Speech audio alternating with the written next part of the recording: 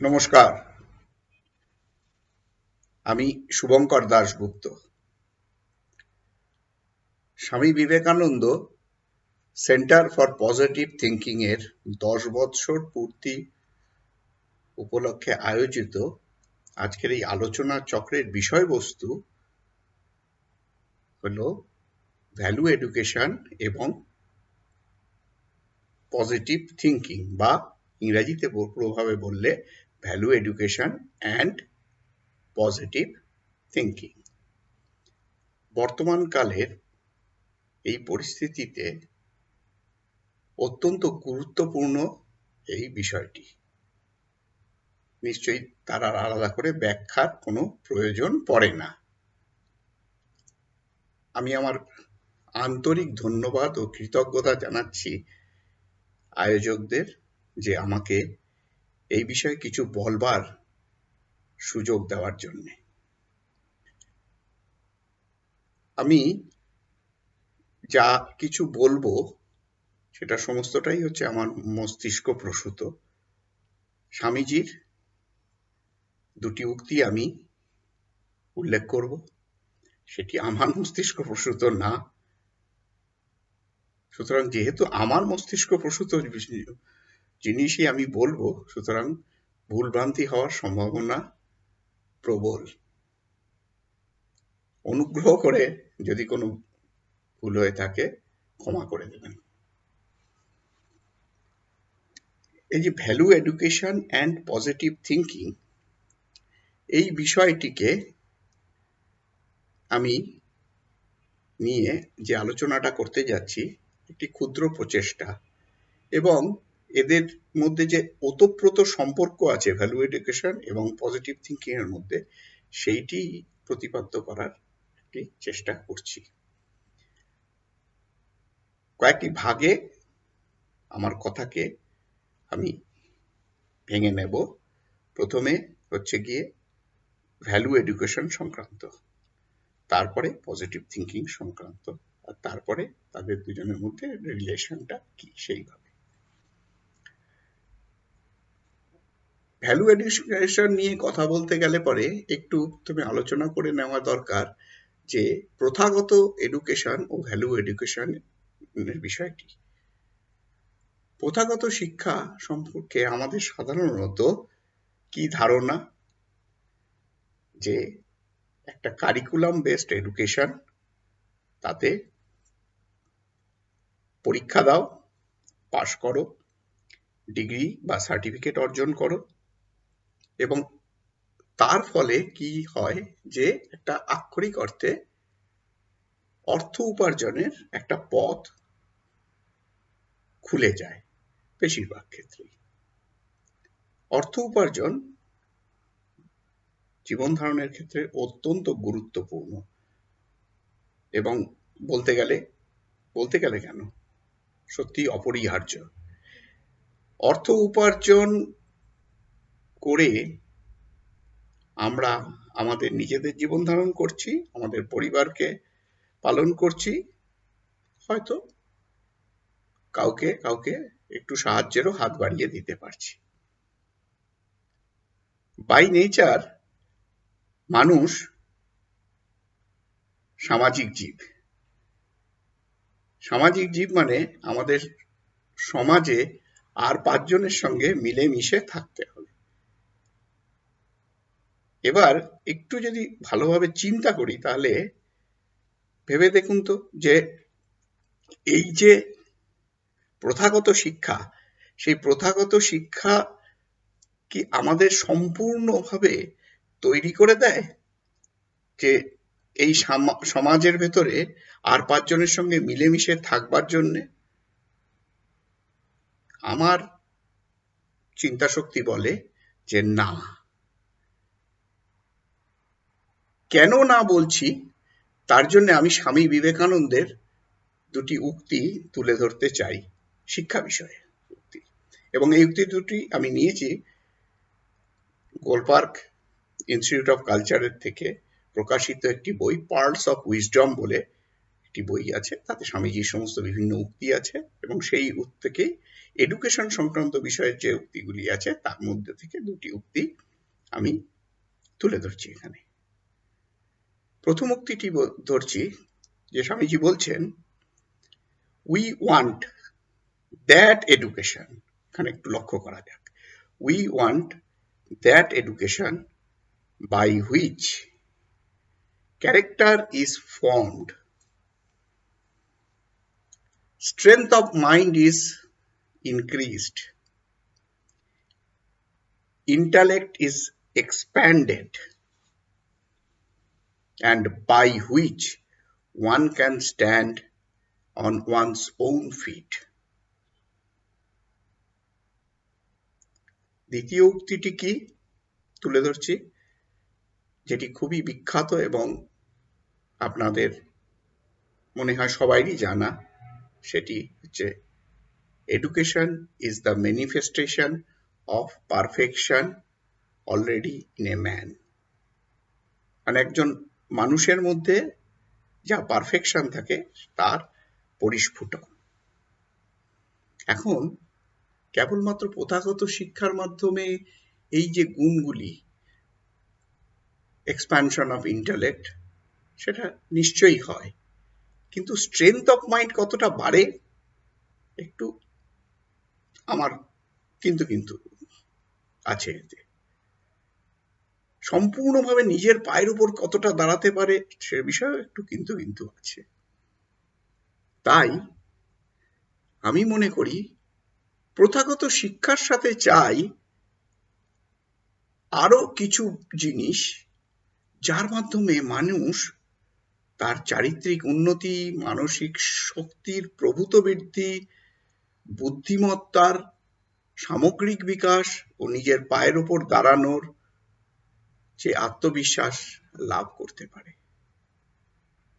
আর এই যে প্রথাগত শিক্ষার জন্য চাই আরো কিছু জিনিস, যেটা বলছি, সেই আরো কিছু জিনিসটি কিন্তু আমার মনে হয় ভ্যালু এডুকেশনের মাধ্যমেই তার সম্ভব। ভ্যালু মানে মূল্য সংযোজন।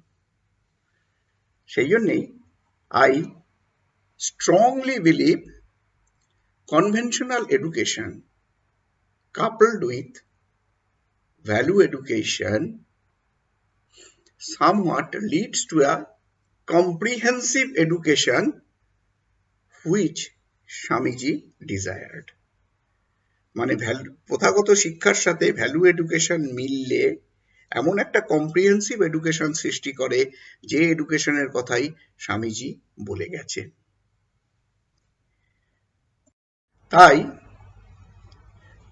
তাই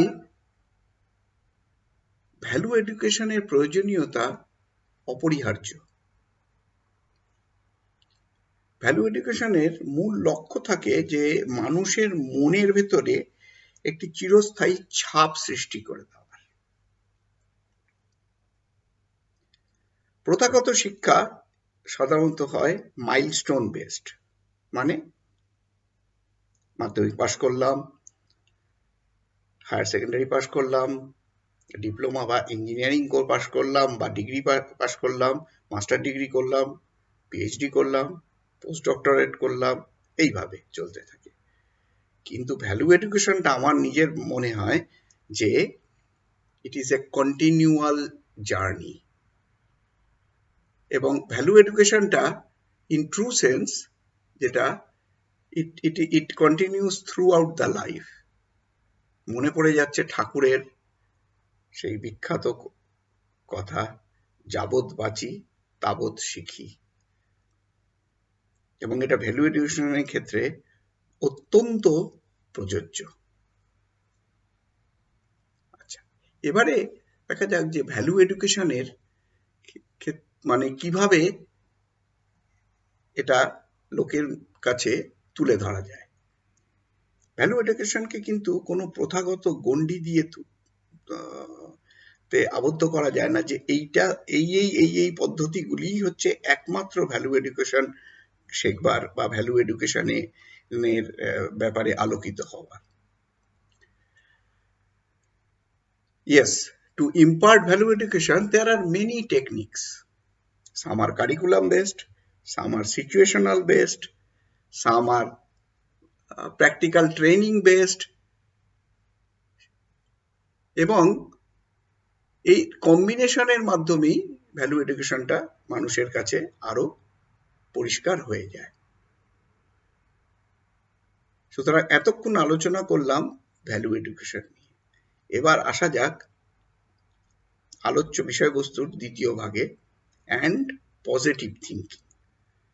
আশা করি পজিটিভ থিঙ্কিং এর কি প্রয়োজনীয়তা, কি উপকারিতা, সেটা নিয়ে তেমন কিছু হবে আর বলার অপেক্ষা রাখে না। আমি মনে করি পজিটিভ থিঙ্কিং একটি ভ্যালু এডুকেশনকে, বা আমি একটু ভুল বললাম, আমি মনে করি যে পজিটিভ থিঙ্কিং হচ্ছে ভ্যালু এডুকেশনকে দ্বিমুখীভাবে সাহায্য করে। প্রথমে ভ্যালু এডুকেশনকে বুঝতে সাহায্য করে, তারপরে যে ভ্যালু এডুকেশনটিকে লাইফের দৈনন্দিন জীবনে ইমপ্লিমেন্ট করতেও সাহায্য করে। আমি একটু উপমা দিয়ে বলবো। মনে করুন আমি একটি রঙিন জল তৈরি করব। পরিষ্কার জল নিলাম, তার ভেতরে রং মেশালাম, রঙিন জল তৈরি হয়ে গেল। কিন্তু ঘটনাটা যদি একটু অন্যরকম হয়, যে জলটি নিয়েছি সে জলটি অত পরিষ্কার না, একটু ঘোলা, তাতে রং মেশালে কি ভালোভাবে রংটা পরিস্ফুটন ঘটবে? না। তখন কি করতে হবে? খুব সাধারণ পদ্ধতিতে ফিটকিরি জলের মধ্যে দিয়ে দিলাম, যা যা ময়লা আছে সেগুলো কোয়াগুলেট করে গেল এবং থিতিয়ে পড়ল। জলটিকে ছেঁকে নিলাম, কম্পারেটিভলি অনেক পরিষ্কার জল পেলাম, তার মধ্যে রং মেশালাম এবং রঙের পরিস্ফুটন বেশ ভালোভাবে হলো। পজিটিভ থিঙ্কিং এর সাথে এর কি সামঞ্জস্য? মন হচ্ছে জল। বর্তমান কালের যে নেতিবাচক আবহাওয়া চারিদিকে, সেটি হচ্ছে ঘোলা পরিস্থিতিটি। এবার ফটকিরিটি হচ্ছে পজিটিভ থিঙ্কিং। ফটকিরি দিয়ে ঘোলা ভাবটা, নেতিবাচক ভাবটাকে থিতিয়ে দিলাম। রং হচ্ছে ভ্যালু এডুকেশন, যেটি আমার মনের মধ্যে এসে মিশলো এবং ভ্যালু এডুকেশনের পরিস্ফুটন ঘটল। আরেকটি উপমান, চা তৈরি করা। প্রত্যেক দিনই আমরা চা তৈরি করি, চা খাই অধিকাংশ মানুষই। ঠান্ডা জলে চা দিলে কি চায়ের যে নির্যাস চা পাতা সেটা কি বেরোয়? বেরোয় না। জলটাকে গরম করে উপযুক্ত তাপমাত্রায় নিয়ে গিয়ে চায়ের পাতা দিলে তবে চায়ের নির্যাস বেরোয়। এখানে জল মন, জলকে উপযুক্ত তাপমাত্রায় নিয়ে যাওয়া হচ্ছে পজিটিভ থিঙ্কিং। চায়ের পাতা হচ্ছে গিয়ে ভ্যালু এডুকেশন। মিশলো, চায়ের নির্যাস বেরোলো এবং চাটি তৈরি হলো। এর ফলে কি হলো? যে আমরা চায়ের নির্যাসটি ঠিক মতন ভাবে পেলাম। তাহলে পজিটিভ থিঙ্কিং হচ্ছে ভ্যালু এডুকেশনকে মানুষের মনে ভালোভাবে ইমবাইব করতে সাহায্য করে। যেই একজন মানুষের ভেতরে আস্তে আস্তে আস্তে আস্তে ভ্যালু এডুকেশন আসতে শুরু করলো, সেই মানুষের নিশ্চিতভাবে বলে দেওয়া যায় তার আচার ব্যবহার, তার কথাবার্তা, তার টেম্পারামেন্ট, সমস্ত কিছু আমূল পরিবর্তন ঘটতে থাকবে। এবং তখন কি হবে? এই যে কথাবার্তার ভঙ্গি পরিবর্তন হচ্ছে, তার যে টেম্পারামেন্ট পরিবর্তন হচ্ছে, লোকের সাথে ব্যবহার ভালো উন্নত হচ্ছে, তার ফলে কি হবে? that particular person will become more receptive এবং সে আরো পজিটিভলি থিঙ্ক করার, চিন্তা করার মতন পরিস্থিতিতে চলে যাবে। তাহলে পুরো ব্যাপারটা কি হলো? পজিটিভ থিঙ্কিং ভ্যালু এডুকেশনকে ইমবাইব করতে সাহায্য করলো, ভ্যালু এডুকেশনকে বাস্তব জীবনে রূপায়িত করলো এবং তার ফলে আরো পজিটিভ থিঙ্কিং আসতে শুরু করলো লোকের মনে, আরো ভ্যালু এডুকেটেড হলো মানুষটি। তার মানে it becomes a real regenerative cycle. তাই আমার নিজের যেটি মনে হয় যে কোনো একজন ভ্যালু এডুকেটেড পার্সন একটি ক্যাটালিস্ট হিসাবে, অনুঘটক হিসাবে আমাদের সমাজে কাজ করতে পারে। একজন ভ্যালু এডুকেটেড পার্সন এর আচার ব্যবহার, লোকের সঙ্গে কথাবার্তা বলা, তার যে সেলফলেস অ্যাক্ট, এগুলো অন্যকে প্রভাবিত করবে। তাই দেখে আরো 10 জন লোক ভ্যালু এডুকেশনের উপরে ইন্টারেস্টেড হবে এবং তারাও নিজেদেরকে তৈরি করতে পারবে। জিওমেট্রিক প্রোগ্রেশনে ব্যাপারটা বাড়বে। সেই জন্যে ভ্যালু এডুকেশন এবং পজিটিভ থিঙ্কিং ওতপ্রোতভাবে জড়িত, বা একই মুদ্রার দুটি পিঠ বলা যায়। আসুন আমরা সবাই পজিটিভ থিঙ্কার হয়ে ভ্যালু এডুকেশনের টর্চ বেয়ারার হই ও নিজ নিজ পরিমণ্ডলে আমরা অনুঘটক বা ক্যাটালিস্ট হিসাবে কাজ করি। আমার বক্তব্য আমি আজকে এখানেই শেষ করলাম। সবাই ভালো থাকবেন, সুস্থ থাকবেন। জয় ঠাকুর, জয় মা, জয় স্বামীজি। নমস্কার।